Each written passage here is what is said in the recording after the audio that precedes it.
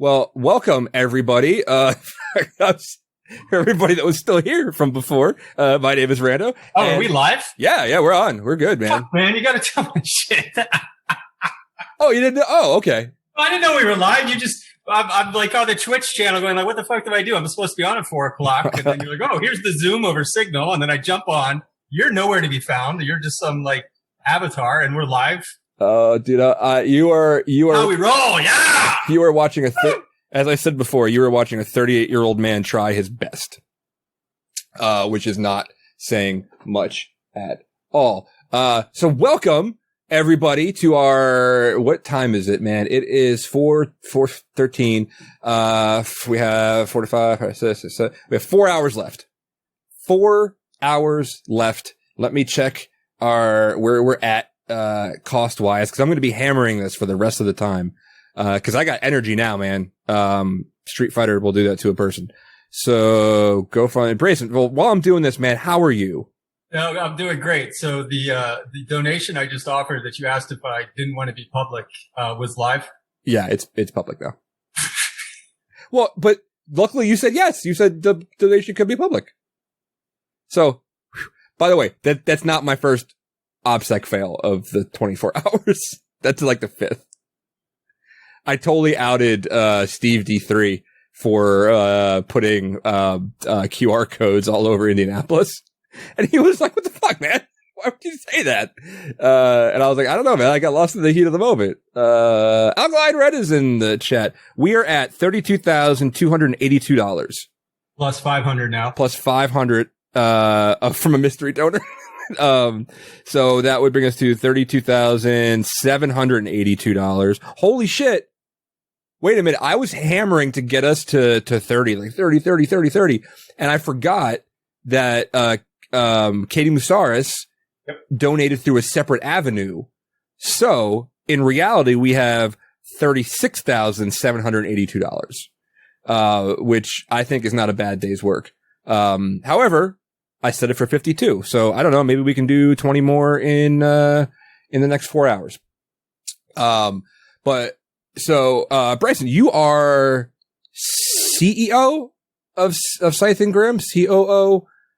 So I founded Grimm. I left it to spin out Scythe. So Scythe is my full-time job now. Wait. Say it again. You left Grimm? So I founded Grimm 7.5 years ago. Yeah. And when the idea for Scythe came up from a client that we were working with, I was like, oh, well, this is what I'm going to go do. So we hired a CEO to run Grimm. That's Brian DeMuth. He took over 3 years ago. And then I realized I don't know shit about commercial software. So that's when I went and got investors at the end of 2018. So we're just a little bit more than a year old. And that's my full-time job is running Scythe. Dude, that's awesome. You're one of probably one of the most charismatic, people that I've had the pleasure of meeting so far. So much so that I think you're the only person that I would actually willingly spend an hour with watching you cook. And as Dork Phoenix in the chat, I'm just here to see Bryson manhandle that chicken. Oh, I'm going to get all up in there. That's going to be one of the first things we do. We're going to show you how to get inside a chicken. Yeah. And we're going to show you how to rip its spine out. That is the best kind of social engineering. People want to get into buildings. People want to get into banks. We want to get into a chicken. We are going to fuck up this chicken and it's going to be delicious. Don't ever make that sound again. Oh my God. Sog said, I just want to know if you're loopy enough that I look like some kind of leprechaun or something. No, I'm not quite there yet, but it's getting there. Dude, so and the other thing was, I was like, oh man, did Bryson want me to cook with him? Hope not, because he didn't give me any ingredients. No, we really didn't coordinate very much beforehand at all. Hence, I didn't even know how to join this until after it started. Well, so, all right. So I see you doing a lot of different things on social media, which I super appreciate. You do yoga, right? You do like some kind of fitness. Is that still going? You're still doing that? Yeah. So we do, signups for things every week. So first of all, why do I do all of this? Yoga. So I got injured during the war when I was an officer. So my back's all fucked up and, yoga pretty much saved my life. So I can't like live without it. Otherwise I'm already in like chronic pain all the time, but the yoga makes it manageable.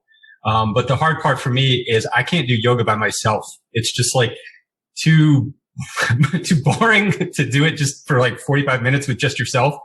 So I opened it up where I teach yoga classes every single day, for others to come and join. So there have been a lot of folks who are new to yoga. We don't do anything really crazy. It's a great workout. You feel really good afterward. And then, on top of that, we started putting together happy hours, and we do costume contests on Fridays and then games on Saturdays and Sundays. And I just started doing it because I kind of got the sense when this pandemic was all beginning that there was really a lot of folks kind of confused and hurting out there. And I was as well, but I figure at least we can do it together. And so, I publish signups the week prior for all the things that we do. So you can see the times, you can see what we're doing. And we keep them small because I don't want it to just be a bunch of people there. I want everybody to get a chance to talk and really interact. Right. And if anybody needs help, like they can talk about that. And so I publish that off my Twitter page every week. Yeah, I've had this conversation several times over the course of 20 hours, 16 minutes and 19 seconds, about how as many things as we wish would go back, to normal or have a reality to be the familiar, there are certain things that I would I'd be very sad that we've changed if they went away. I would be very sad if all the game nights went away. I would be very sad if I lost contact with con friends and people that I've been going and only seeing once a year. And that was okay. That was how we lived our lives and we're friends and online. But now I get to see them all the time. And it's just on video, but it's more than we ever had. So there are things that I really do hope don't go away. Or the not the births, but the spread of the virtual cons, that had just been like, everybody can do it now. Like if you're in the rural somewhere, everybody can do it. God, that reminds me, I have to go get beer. So yeah, that's step one of all cooking is you need to drink while you're doing it. So right. I froze a mug. You can see it getting nice. Nice move. What? And my favorite drink is called a black velvet. Mm-hmm. It is half cider and half Guinness. Nice. Okay. I might have to try that later. So it's great because it's a mix of both. It's not like just heavy like a Guinness, and it's not just sweet like a cider. So this is my delicious go-to. Good for you. All right. Well, now I'm going to have to, over the next hour when somebody else is streaming, I'm going to have to go to the store. So what do we make? So where did I had seen the whole cooking. This isn't your first cooking round on social media, right? You've done this before. No. So I've been cooking for years, and I was always sharing all of those pictures and doing all those things. And then, it's funny because I remember, I think it was last DerbyCon, you came up to me and just like you were saying, you were saying how entertaining I am on this, show. I remember you came up to me before, after one of my talks, you're like, I never want to miss one of your talks because they're just so much fun. And it was kind of the same thing. So it was at B-Sides Nova a couple of years ago. Sophia from B-Sides Nova came up to me. It was like, hey, we should do a cooking show. You really are funny. You like to cook too. And so we did a few of those. And then it's been kind of hard to continue that. So I just started the other week, and you mentioned Lena is in the chat. Lena was the first. Up next is Cat Sweet.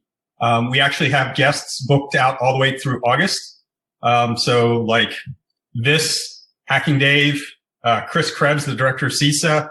We got a lot of different folks, and not everybody, a good friend of mine, Janine, she's a sysadmin up in New Jersey. She was a professional chef, and she's going to come on, and she's really got some cooking chops. So I just wanted to, we publish the recipes a week in advance so everybody can cook along with us.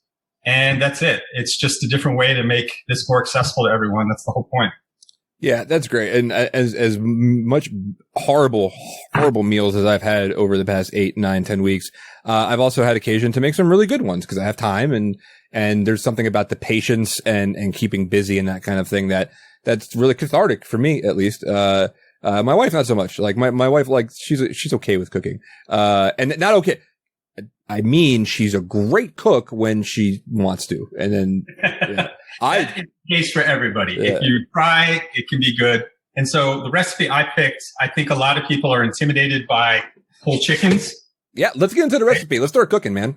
Yeah, so I turned the oven to 450. So by the time it heats to 450, we will be ready to throw that in. And then I've got a bunch of other things going on. So I picked a whole chicken that we're going to work with because I think a lot of people are intimidated by just like this whole thing. And I mean, it still has the guts inside it. That's how it comes to you. And it's not that scary, actually. So the first thing we do is we just take out what's inside. And it's not that bad. See, that's it. Throw those away. Done. Make sure you get it all out of there. And usually if you want to roast a chicken, you throw in whatever you want in there, like lemons and onions are always a good bet. And then what we're going to do is instead of cooking it whole, which takes longer, we're going to spatchcock it. And that's what I was talking about, where we're going to take the spine out. And so the first part, of course, is figuring out where the spine is. So it's pretty easy because you can just feel from the inside where the spine is. And there we go. So the spine's right here. And we are just going to cut it out. And unlike a vendor, you can find the spine. It's very easily accessible. You realize I'm a vendor. I know. Present company excluded. Caveat. I don't speak for my employer. You know what? I haven't said that once this whole 20 hours. Like it's some magic incantation of, I don't speak for my employer. Oh, that's actually part of how we do things at Scythe is we just like, look, here's what it does. I know it's kind of confusing because nobody else does anything like it. No, it's not Cobalt Strike. No, it's not one of the breach and attack simulation folks. No, the whole thing is not automated and trying to replace red teaming or pen testing. It's trying to make your life easier. Yep. And everyone's just kind of like, all right, so what is it then? And then that's where we're just, look, just here, come and play with it. So, and yeah. So let me ask you, go back to cooking for a second. I mean, it's been a good, at least 10 years that I've discovered in the different knife blocks that we get, the kitchen scissors. Yeah. How often do you use kitchen scissors? Cooking. I use them for everything now. Yeah, actually, I use them for everything. These ones are kind of old, so they don't really hold in really well. I've been meaning to get a new pair. Oh, I was going to ask you, like, is it a technique or are they just fucked up? No, so they come apart easily to wash because obviously they get a lot more gooey than regular scissors. But these ones are old, so it's like that's how much leeway I get. So it's kind of hard to work with them a little bit. Because my wife makes fun of me because I will. So one of our favorites, especially for our kid, and we're big kids too, is. And this is so insulting given what you're going through to cook this chicken. Ew. Spine. That is a spine, my friend. Okay. Yeah. Quick. Somebody clip that from Twitch so I can have a sticker of him ripping out a spine. Spine? Well, no, now that it's staged, I mean, it's not, yeah. Finish them! You should get stickers and put on your laptop and go to sales meetings with that. So we. I mean, my nickname's Grim, dude. I think I'm already kind of associated with that stuff. Unicorn Sec please don't throw that away. Why not, Unicorn? What? There's a person named Unicorn Sec says please don't throw that spine away, and I wonder why. What do you want me to do with it? You want me to mail it to you? Would you please? I would do that, but I don't think anybody will be happy. But yeah, those kitchen scissors, it's great for stock. I don't know why I didn't think of that answer first. But you know what? Here's what I would think would be spineless. So that Scottish humor is a spatchcocked chicken. See how it just opens up nicely? That is nice. Yeah. Wow. So the reason we do this is because now it's going to cook faster. I had never. Which I chose because we only had so much time for this episode. Yeah. Which I also cut down by 15 minutes. Oh. Right. What we can do? I'll go fast. No, I mean, go is go. And then, if it's not time, then you finish it and let us know how it goes. All right. So I'm actually going to just post a quick, video or a quick link in the chat about exactly what a spatchcocked chicken is. All right. So what we're making is, this is what I call, my summer chicken. So the reason I call it that is what we're going to do with the chicken is actually really, really simple. Like, I mean, you saw, we just cut it open, we're just going to put some oil, salt, and pepper, and that's it. That is it. The chicken itself is going to be carried to Shangri-La with all of the herbs that we're going to make a cross between like a pesto and a chimichurri with. So it's this sauce. And what I tell everybody with the sauce is, just grab a bunch of green herbs, throw them together, and that's it. What are some of your go-to? Do you have a certain stock of like spices and herbs that you always keep around that you use pretty frequently? Like say somebody wants to get into cooking and was I grow my own herbs. Really? Yeah. So that's why I call it just like a summer chicken, because it's usually about May through, like September, October, depending on where you're at. You just have herbs in your garden. You just go out there and whatever looks good, grab a bunch of them. So like what we're going to be making this with, 2 kinds of sage, basil, mint. My yard just grows tons of mint. Mint is like a weed. Nice. So we put up a little mint, cilantro, parsley, and then tarragon. Like that's going to be our chimichurri. We're going to anchor it with capers, anchovy paste. Anchovy paste is a phenomenal base. And we just mash that all up. And then what we do with the chicken is when you eat it, you just dip the chicken right in that little, like a chimichurri, like you would at a Peruvian restaurant. And it will like blow your mind. So it's so good. And I know that you're a serious cook because you're actually wearing an apron, which I have never done. That's what makes me a serious cook. To me. We're using canola oil because we're going to do this at 450 for a great crisp. The downside of that is, so if I did that with olive oil, olive oil might burn. So we're using canola oil just to handle the higher temperature. Yeah, that was one of my main mistakes. I mean, I'm not a master cook by any means, but like using just, any oil will do, right? Over any temperature. Yeah, each has its own profile and what you use it for and flavoring. So making sure I'm pointing out we're using canola oil and not an olive oil because we're doing this at 450, and it's going to come out with a really nice golden, crisp skin. It's going to be amazing. Amazing! Well, that's awesome. What besides this? What? I said, besides this, what are your favorite dishes to cook that like bring you the most joy? I seriously don't have a favorite.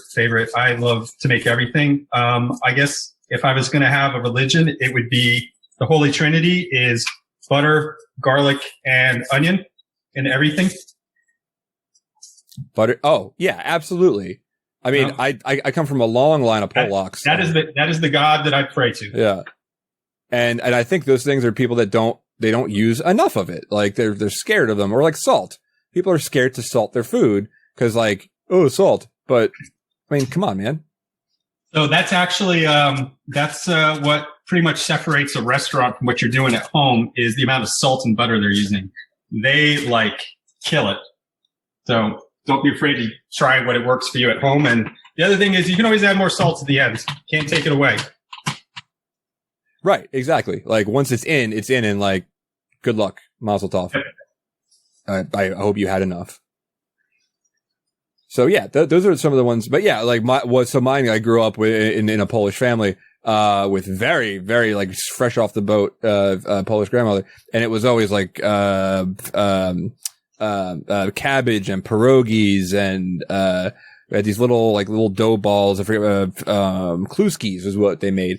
And the one thing that they all had in common was the butter and the oil and all of that. So, but yeah, so, how long is this chicken gonna take to make?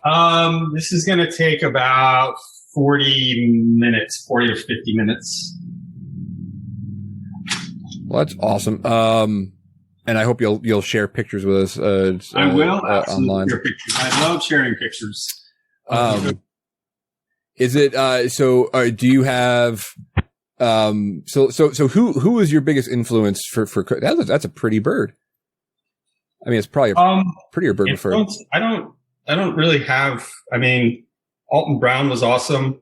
Cause I really like a lot of the way he sort of explains some of the science behind the food, like why things do certain things. Cause, I think there are really 2 kinds of people when it comes to the kitchen. There are bakers and there are cooks, and they're very polar opposite people. A cook just kind of throws things together. Like you see, I didn't even bother to tell you how much of anything is because it doesn't matter. It's always different. You just kind of go as how you feel the food. Right. Whereas a baker is like a chemist.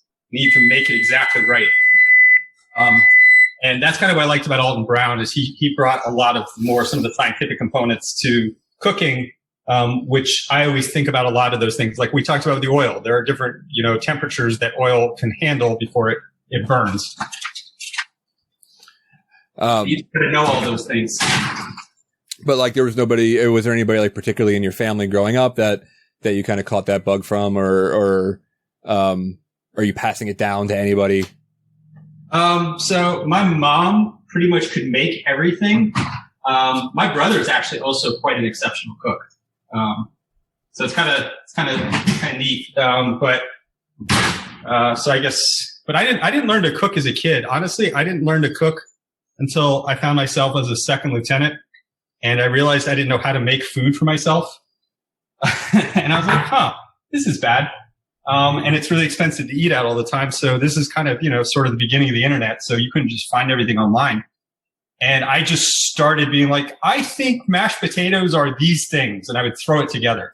And there are probably some Frankenstein equivalents of whatever I tried to make still roaming this planet, killing people. We tried to eat them, but it ate us. Oh, yeah. No, there were some really, really bad failures. I forgot to slice up my onion to throw in there. I always love roast onions. Do you do any of the fancy like knife skills of like doing it super quick and? Yes, I can, but I don't have a lot of room right here because I'm kind of trapped on part of the kitchen, so you can see everything easily. But yeah, I have decent knife skills. I wouldn't call myself. I'm above average. I'll put it that way. Do you have a favorite set of knives? I love a knife snob. Kantoku's. This one's getting old and long in the tooth. It's a better one. Oh yeah, I have one of those. Yeah, just this style of knife is my favorite. When we did the memorial for John Morgan the other month, John was really into knives, and we kind of talked with Leinster about having him commission a knife that we could buy. So I really hope, not to put pressure on him, but I would love for that to happen because I'd really like to buy a knife from him and, use it and think about John when I use it. Yeah. One of my favorite scenes, and I've come around recently to having like good knives, and also not putting them. Do you put your knives in the dishwasher, by the way? Some knives I don't. The knives I really like, I don't put in the dishwasher. Actually, and there's a question in chat which I really want to know. Somebody asked Zephyr Fish. So Zephyr is in Scotland, and I would love to know what some of his maybe favorite. So Zephyr, do you have like regional food that you really like that you're able to cook? I want to know that from him. But yeah. It was watching like my grandmother and stuff cook and having really good knives, really good utensils. What do you have favorite utensils? Right. This might seem very silly to a lot of people, but this is the kind of things I think about because I have go-to, I could have 6 ladles, but like I don't know why I have 6 ladles, but I do. But I have a favorite that I will use. Yeah. No, I do. Absolutely. I do have favorites. There's just certain things that I gravitate to. Like, this random bamboo ladle just all the time. This scorched wooden spoon. Oh, all of mine look like they came out of a house fire. I have these. You always get the free garbage plastic rubber ones, whatever these things are. I never use them, but I feel bad throwing them away. Right. So I have them, and you can see. I mean, they just collect over here. It's like, I don't know. I should throw them away. They're completely useless, and I hate them. Yeah, but I don't. You feel wasteful, so yeah, exactly. I feel wasteful. Where do you go for like your kitchen, like your kitchen utensils? I know that there's those big like kitchen warehouse stores and things like that. But as somebody who is a good cook and I guess he values valuable things, like where do you have a go-to for supplies? No, I mean everything's online and everything's online available everywhere. No, so. I cannot highlight enough how awesome anchovy paste is. This is probably something that most Americans are kind of like, what the hell is that? and it's huge in a lot of Italian dishes. You can add it to a lot of sauces. It really gives a great, like, so, I mean, you know the concept of umami, right? Like the different, all the flavor profiles, sour, sweet, savory, spicy, everything trying to come together. And anchovy paste is a fantastic way to like eke out umami in just about anything you make. Somebody put in the chat, somebody was talking shit about anchovy paste, I think.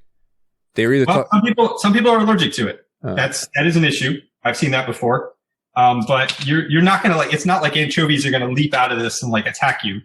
It's not that powerful, particularly with all the other things plus the capers that I have in there. It really is more like, think of the anchovy paste as like a flavorful plate that everything else is going to be on top of. If you cross that line, you put too much anchovy paste in. Right. No, I mean, I don't know how. I imagine the paste version is relatively close to an actual anchovy and what that tastes like. I used to eat anchovies all the time. I used to be a pizza guy, and nobody would ever order them, so my boss would let me eat them because they go to waste. But then again, they smelled so bad, I wonder how you could ever tell that they went to waste. I imagine he just had like generational anchovies that he just kept in the fridge. So, as I'm working on this, I just want to, because cognizant of time, we only have like 20 minutes, and I don't want to forget the last two dishes I'm going to be making. So, this is what I call a potatoes Tenerife style. So it's kind of Caribbean inspired, but not the way you think. So it's not flavored like Caribbean. It's actually more like prepared like that. So what we're going to do is you need really small potatoes. So you see, I mean, just tiny potatoes.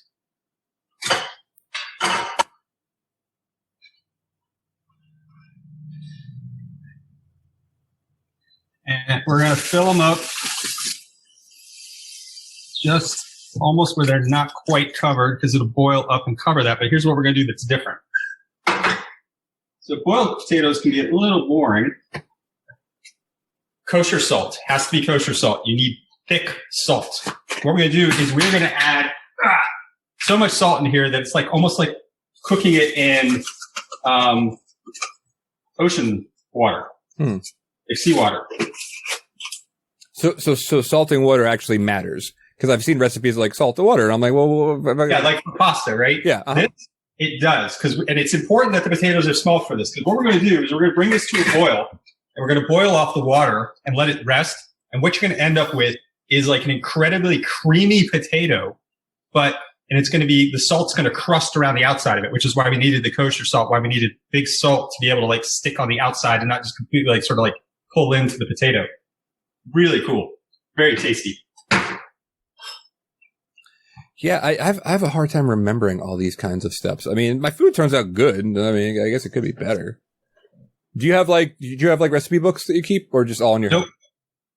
I just make up stuff as I go. Yeah. I don't like recipes. I just sort of like these. I mean, you saw it. I was like, grab a bunch of green herbs, throw it together. I told you the ones I had. Last time I made this, I did it without mint. And I had more basil, and I had spring onions, right? Like, it's kind of a feel, an approximation, and whatever you got and what works. What was, can you recall something that because we've all at one point or another, and like, I don't want to go out. Let me just make what I have in the fridge. Holy shit. How did I get, all of this stuff in this fridge? Can you remember a particular meal that you made of just, or as we like to call here, a Jersey Turnpike-esque meal where it's just all the stuff left and eat it? Yeah, all the time. I mean, so I do prepare, so it's rare for there to be something in there that I'm like, what do I do? Because when I go to the store, the food, all right, sounds a little spiritual. The food speaks to me. So I go in there and I just kind of like see what looks good and feel, and then I kind of make up the stuff in my head as I go. And then, and that's sort of the week's recipes. So I can't remember any like Jersey style Turnpike stuff off the top of my head, but I mean, I make it all the time. In fact, some really creative dishes, have come out of me just being like, all right, what do I got? And let's see how that goes together. And they have not always been good. Not everything I make is fantastic. I still screw up. I still make mistakes. I still make terrible food. The only benchmark that I have to worry about is, I'm a single dad and I live with a teenage daughter, and it's whether she eats it or not. If she eats it, success. She doesn't, failure. Is she a picky eater? Very. Yeah. That's gotta be a little annoying that you, It is annoying. like, listen, I love you. I had a part in creating you, but can you just eat the food, please? Exactly. And she's really picky about, like, I don't like chicken. Like, who doesn't just like chicken? Yeah. So she'll eat this, and we'll see how it plays out. Okay, right there. How important is it for somebody who's cooking to smell and taste as they cook? Huge. That is something that I've never done. So think about it this way. Do you think all parsley ever is always the same amount of potency, for example? I would imagine it is, but I'm guessing it's not. It's not, right? It's different. It's always different. It's always different a little bit. Now, multiply that by all these ingredients, and how different is that going to be? So you kind of have to see, kind of dial it in. So what I was just checking here was kind of going for what sort of bouquet it was giving me to tell me, is that the flavor I wanted? And I could tell just by smelling it, it wasn't. Yeah. So, I mean, and that's something I never thought of. Like, I just assume like, X equals this and it's always going to taste like this. And hey, that's cool. So that's like baking. Baking works that way. Yeah. So baking you seem to be a great cook. I've never tasted I hate baking. Yeah. Do you ever bake? Do you ever just say, I'll try it again and then say, I hate this so much? No, it's not, I don't like measuring ingredients specifically to like do something and then put it in the oven and then step away for 30 minutes. Like, that's not fun to me. I like working with it, smelling it, tasting it, feeling it all going on, and that's how I work. Yeah. And it seems more, baking seems more like science to me. Yeah. And cooking just feels like a heart type of thing of like, yeah, this was going to be cool, or whoa, this sucked. Does your daughter have a favorite meal that you make, like that she'll request from you? She loves it when I make spaghetti and meatballs. She likes Italian food. She likes pasta, a lot of carbs. Hell yeah. I did a Cajun fish fry the other week. Nice. She really liked beans, and I did that with dirty rice and beans. She really liked that. What does she like? She likes fajitas. So I assume that, and not assume, I know you've traveled quite extensively. Yes, I already have serious airline status this year. Before everything's canceled. Yeah. That's how much I was already traveling by February. Okay. By the way, are you itching at all from that? Are you like having not you enjoy being home? Dude, I get to work out every day. I get to be home with my daughter. I get to cook all the time. I'm not exhausted. I mean, I was thinking about it. Like, I'm on average, I was traveling, either going to the airport, being at the airport, flying and whatnot, 10, 15 hours on average a week. That's a lot. Yeah. And it was really tiring, and I don't have to do that anymore. So it's great. I don't miss it. What do you think? Do you think anything will change for you once things get at least to some semblance of, I don't know, normal's a bad word, but back spun up and now it's business time again. Can there be any changes this is getting a little away from cooking, but we're having an interview, so why not? Yeah, sure.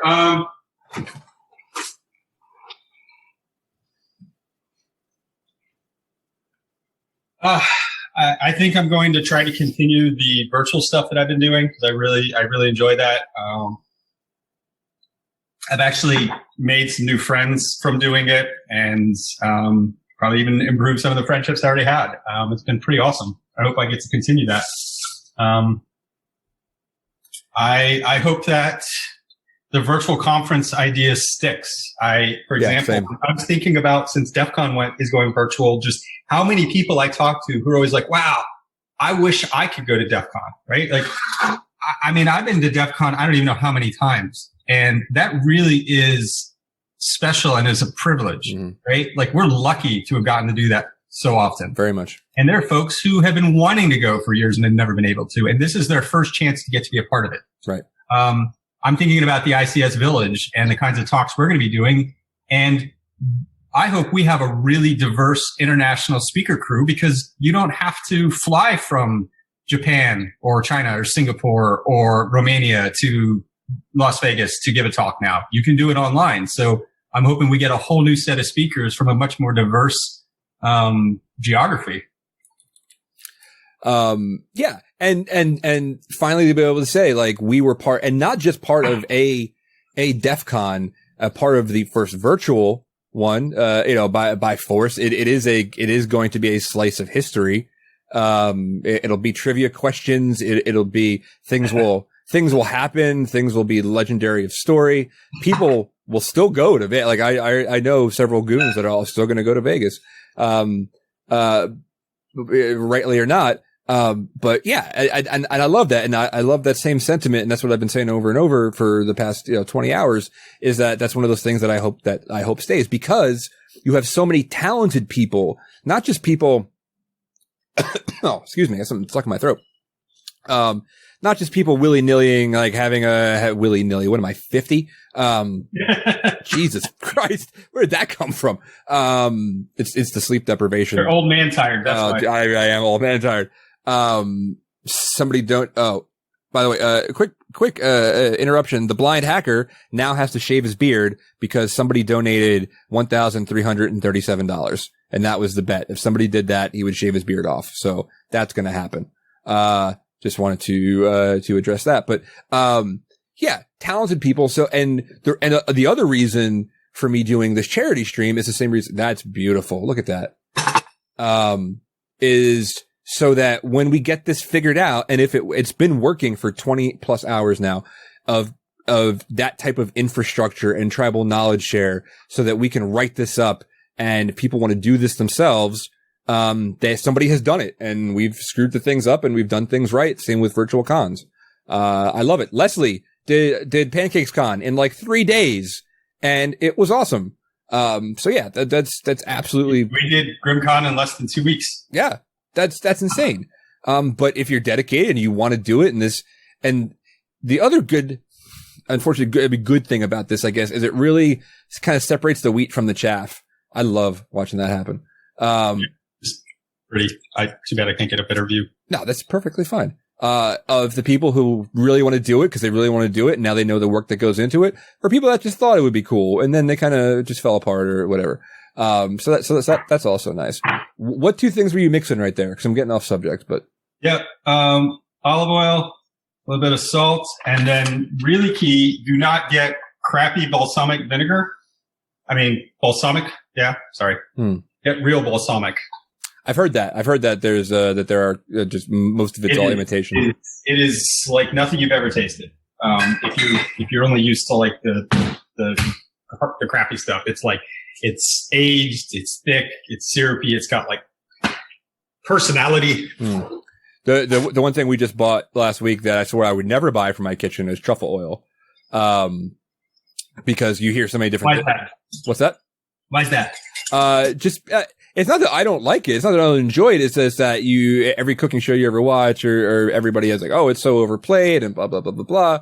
And it's fake, but it tastes good. So who cares? Yeah. Who gives a shit? Dude, I hate when people are pretentious about food or anything. It's like, oh, you drink that or you eat that. Yeah. You know what? It's good. I like it. Who cares?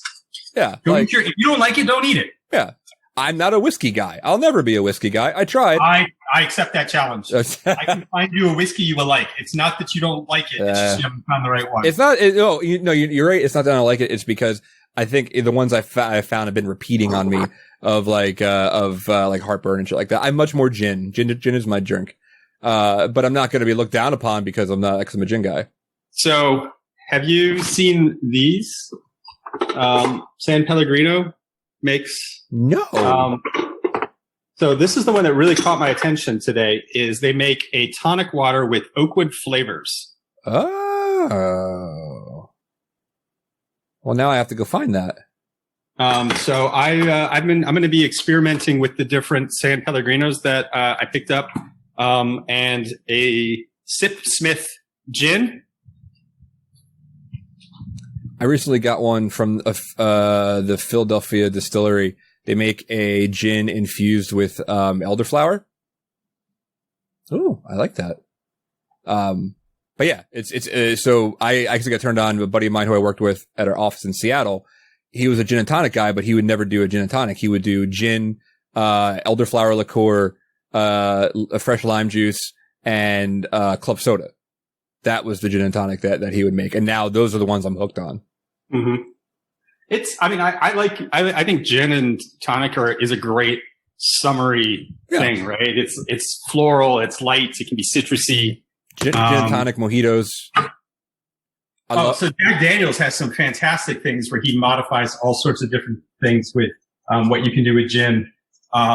He did his talk. Unfortunately, Carl doesn't record him at Cocktail Con. But yeah, check out what Jack has to say about the different kinds of things you could do with it. Like I was like, I had never thought about doing that. It was just so cool. Bryson, I do apologize that we started late, and that I kind of robbed you of 15 minutes, but we have to wrap up here in a couple of minutes. Sure. I regret not having to see the end of the meal. Hopefully you'll post pictures later and maybe tell us if your daughter ate it or not. But, I will absolutely do that. But dude, thank you so much for coming on, and just, this was probably one of my favorites, just shooting the shit about, cons and cooking. I look forward to the time when I can actually have you across the table and I can prepare this and you can eat it. I love, one of my favorite things is just having dinner with you. I've had several dinners with you. Yeah, we've had some good dinners. We have. And by the way, the beard looking mighty, I wanted to say. looking mighty and filled out. Very good. So for anybody, you can follow him. He's the unicorn guy, apparently, on Twitter. Apparently? Apparently. How many times have you hung out with me downtown in the middle of the night where I'm drunk and dressed as a unicorn, man? Every time. I think it's been every time. So Bryone Bort, thank you so much. Check out Scythe. And he loves cooking, yoga. He's really into helping all the virtual, activities, and we all appreciate it. So thank you very much, man. Thank you for spending some time with us. Hey, thanks for having me on. I hope we, raise some money and do some good. We're at over 30-some thousand, man. So sweet. I appreciate it, brother. We'll talk soon. All right. Later, man. Later.